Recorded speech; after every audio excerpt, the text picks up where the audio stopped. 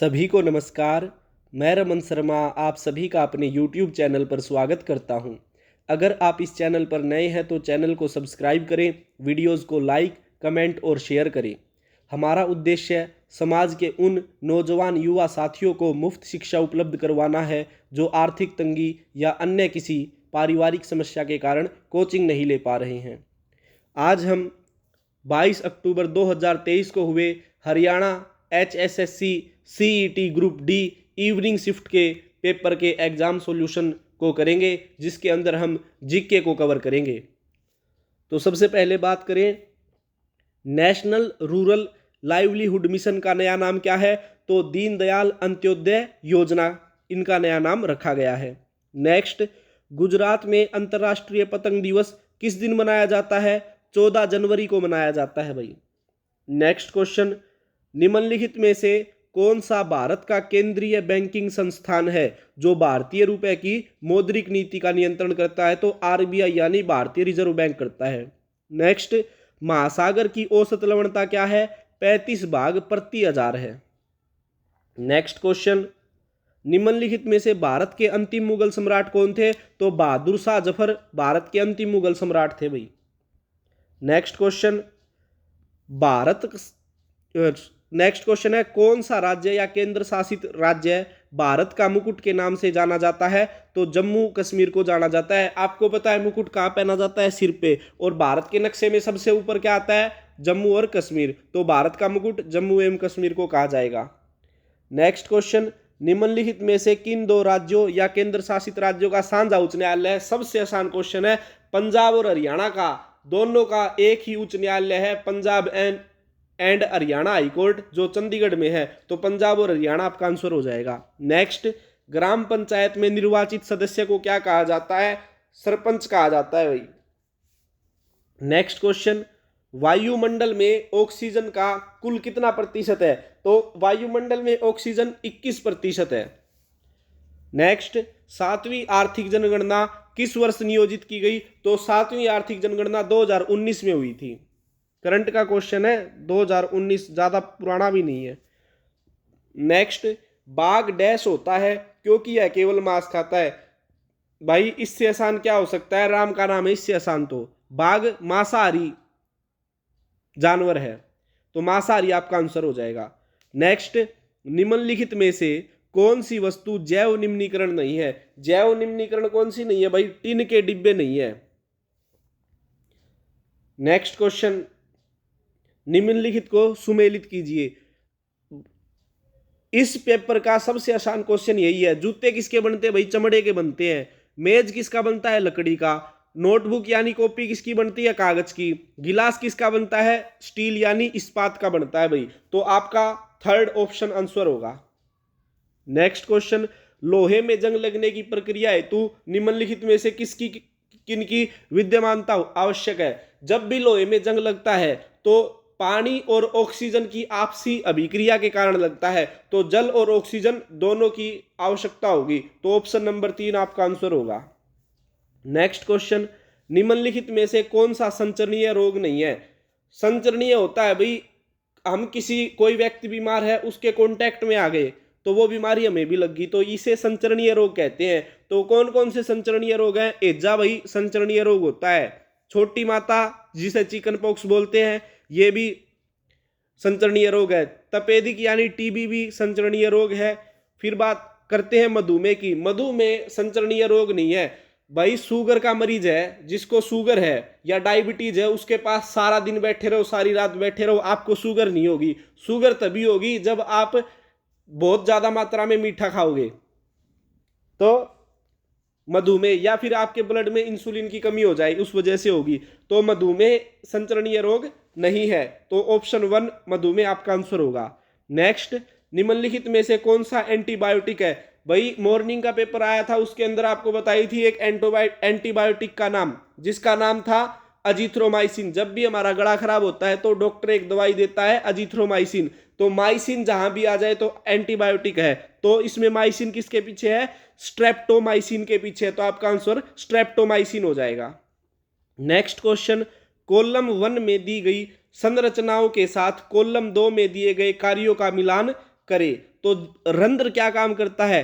रंध्र का काम होता है वाष्पोत्सर्जन, यानी वाष्प बाहर निकालना, जल को वाष्प के रूप में बाहर निकालना। फिर बात करें जाइलम, पौधे में जाइलम का क्या काम होता है? जल का परिवहन करना, यानी जाइलम क्या करता है? जड़ों से जल को लेता है और दूसरे अंगों तक पहुंचाता है। फिर बात करें मूल रोम, रूट एयर्स का क्या काम होता है? जल का जब भी आप पौधे में पानी डालते हैं तो उसकी जो रूट्स होती हैं, यानी जो जड़ें होती हैं, जिन्हें मूल रोम कहा जाता है, वो पानी का एब्जॉर्प्शन यानी जल अवशोषण करते हैं। फिर आता है पोषावाह, जिसे फ्लोएम बोलते हैं। फ्लोएम का काम क्या होता है? जब पौधे की जड़ों ने जब पौधा अपना खाना बना के तैयार हो जाता है तो उस खाने को पौधे के अलग अलग भागों तक पहुंचाने का काम किसका होता है? फ्लोएम का होता है। तो ऑप्शन नंबर 1 आपका आंसर हो जाएगा।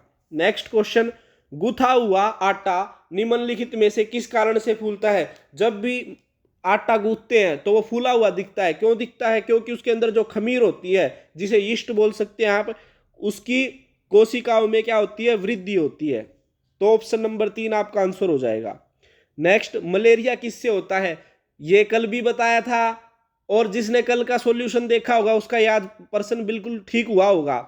मलेरिया किससे होता है? प्रोटोजोआ से होता है। देख लीजिए 5 से 7 क्वेश्चन चारों एग्जाम्स में रिपीट हुए हैं, तो पिछला जो एग्जाम होता है उससे रिलेटेड सारे क्वेश्चन अच्छे से देखा करो भाई। नेक्स्ट क्वेश्चन बात करें, सूर्योदय का पूर्वाभास और सूर्यास्त का पश्चाभास निम्नलिखित में से किसके कारण होता है? प्रकाश का वायुमंडलीय परावर्तन के कारण होता है, यानी एटमॉस्फेरिक रिफ्लेक्शन ऑफ लाइट से होता है। तो ऑप्शन नंबर 4 आपका आंसर हो जाएगा। नेक्स्ट, शुद्ध सोना आभूषण बनाने के लिए उपयुक्त नहीं होता है। आभूषण बनाने तो इसे कठोर बनाने के लिए इसमें डैश अथवा डैश मिलाया जाता है। देखो भाई, आपको पता है कि शुद्ध सोना कितने कैरेट का होता है? 24 कैरेट का होता है। लेकिन जो आभूषण बनते हैं वो आभूषण जैसे होगी आपकी सोने की अंगूठी, सोने की चैन हो गई, ये 24 कैरेट की नहीं बनती, क्योंकि 24 कैरेट के सोने से बन ही नहीं सकता कोई आभूषण। तो इसके अंदर 2 ऐसे पदार्थ मिलाए जाते हैं जिससे ये मिलती है। तो क्वेश्चन ये भी बनेगा कि आभूषण कितने कैरेट सोने से बनता है? तो 22 कैरेट के सोने का इस्तेमाल किया जाता है शुद्ध सोने के आभूषणों में। अब बात करें कि कौन कौन से पदार्थ मिलाए जाते हैं आभूषण बनाने के लिए सोने के? तो चांदी और तांबा मिलाया जाता है। तो ऑप्शन नंबर 3 आपका आंसर होगा। नेक्स्ट, निम्नलिखित में से कौन सा जीव समूह से भिन्न है? तो ये आपके लिए होमवर्क है, ये आपको बताना है कमेंट में। नेक्स्ट क्वेश्चन, जब किसी प्रिज्म से होकर कोई श्वेत प्रकाश गुजरता है तो एक स्पेक्ट्रम दिखाई देता है। किस रंग के प्रकाश में सर्वाधिक बंकन होता है? प्रिज्म के अंदर से जब लाइट निकलती है तो सबसे ज्यादा किस कलर में बैंड होते हैं या बंकन होता है? तो बैंगनी रंग में होता है भाई। नेक्स्ट क्वेश्चन, अरे और कोमल तने युक्त छोटे पौधे जिनमें कुछ शाखाएं हैं निम्नलिखित में से किस श्रेणी के अंतर्गत आते हैं? शाख श्रेणी के अंदर आते हैं। तो ऑप्शन नंबर 1 आपका आंसर हो जाएगा। नेक्स्ट क्वेश्चन, रक्त में डैश होते या होती हैं जो हमारे शरीर में प्रवेश करने वाले रोगाणुओं के विरुद्ध लड़ने या लड़ती हैं? तो श्वेत रक्त कणिकाएं, जिसे WBC व्हाइट ब्लड सेल बोला जाता है या व्हाइट ब्लड कार्प्यूस्कल्स बोला जाता है, वो हमारे शरीर में रोगों से लड़ने का काम करती है। ब्लड का चैप्टर करवाया था, ज्यादा दिन पहले नहीं, सिर्फ 4-5 दिन पहले करवाया था। जिसने अच्छे से पढ़ा होगा उसका एकदम सही होगा। तो वीडियो देखा करो, पढ़ा करो और शेयर भी किया करो। नेक्स्ट क्वेश्चन, 2 कथन और उसके बाद 2 दिए गए हैं। ये रीजनिंग के प्रश्न हैं, हम जीके पे बात कर रहे हैं, तो रीजनिंग के भी आपको करवाएंगे हम, बोर्ड के ऊपर अच्छे से समझा के करवाएंगे। आज का भी एग्जाम हो गया है। जिन बच्चों के एग्जाम अच्छे हुए हैं उनको बधाई हो, और जिनका एग्जाम ग्रुप डी का अच्छा नहीं हुआ है उनके लिए हरियाणा पुलिस का एग्जाम आ रहा है भाई। अपना अच्छे से तैयारी कर लो, ग्रुप डी से अच्छी जॉब हरियाणा पुलिस की। और वर्दी लेनी है तो पढ़ाई शुरू कर दो अभी से। और जिन बच्चों का एग्जाम ग्रुप डी का अच्छा हुआ है, ये नहीं है कि ग्रुप डी में ही बैठे रहेंगे, अपनी हरियाणा पुलिस की तैयारी करो और अच्छी जॉब लो भाई। और फिर हरियाणा पुलिस का क्लियर हो जाए उससे भी अच्छी लो, IAS IPS बनो। प्रगति बहुत जरूरी है। अगर पानी एक जगह खड़ा रहता है तो उसमें भी कीड़े पड़ जाते हैं। तो एक जगह ठहरना नहीं है, आगे बढ़ते रहना है। जितना आगे बढ़ोगे उतना आपके लिए अच्छा है, उतना आपके परिवार के लिए अच्छा है और उतना ही इस देश के लिए भी अच्छा है। तो सब नेक्स्ट क्वेश्चन बात करें, हाल में शुरू की गई कौन सी योजना हरियाणा में फसल विविधीकरण और जल संरक्षण पर बल देती है? तो मेरा पानी मेरी विरासत योजना है। नेक्स्ट क्वेश्चन, राष्ट्रीय सीमा शुल्क, अप्रत्यक्ष कर और स्वापक द्रव्य अकादमी कहां पर है भाई? फरीदाबाद में है। फरीदाबाद ये सेक्टर 29 में है ये। नेक्स्ट क्वेश्चन, निम्नलिखित कथनों पर विचार कीजिए। हरियाणा में पुलिस रेंज का शीर्ष अधिकारी होता भी सबसे बड़ा अधिकारी, अपर महानिदेशक से कम पद का नहीं होता। अपर महानिदेशक होता है एडिशनल डायरेक्टर जनरल यानी एडीजीपी। लेकिन आपको एक बात बता दूं, पुलिस रेंज का जो प्रमुख होता है वो होता है आईजी रैंक का यानी इंस्पेक्टर जनरल ऑफ पुलिस। लेकिन इन्होंने तो एडीजीपी कहा है, तो ये गलत हो जाएगा। नेक्स्ट है, हरियाणा में 5 पुलिस रेंज है। हाँ जी, बिल्कुल सही कहा, हरियाणा में 5 पुलिस रेंज है, तो केवल बी आपका आंसर होगा। नेक्स्ट क्वेश्चन, जनसंख्या की दृष्टि से हरियाणा का भारत में कौन सा स्थान है? तो भाई ये प्रश्न हम 2015-16 से जब गवर्नमेंट ने सरकारी नौकरी के लिए पेपर देने शुरू किए थे तब से पढ़ते आ रहे हैं। जनसंख्या की दृष्टि से हरियाणा का भारत में कौन सा स्थान है? 18वां स्थान है जी। कौन सा है? 18वां स्थान है। नेक्स्ट क्वेश्चन, किसे हरियाणा का शेक्सपियर और हरियाणा का सूर्य कवि कहा जाता है? तो दादा लक्ष्मीचंद को कहा जाता है। और हाल ही में एक मूवी आई थी दादा लक्ष्मीचंद के ऊपर, दादा लक्ष्मी नाम से, जिसके अंदर हिसार के कलाकार हैं, उन्होंने उनका नाम अभी ध्यान नहीं है, आपको बताऊंगा ध्यान आते ही।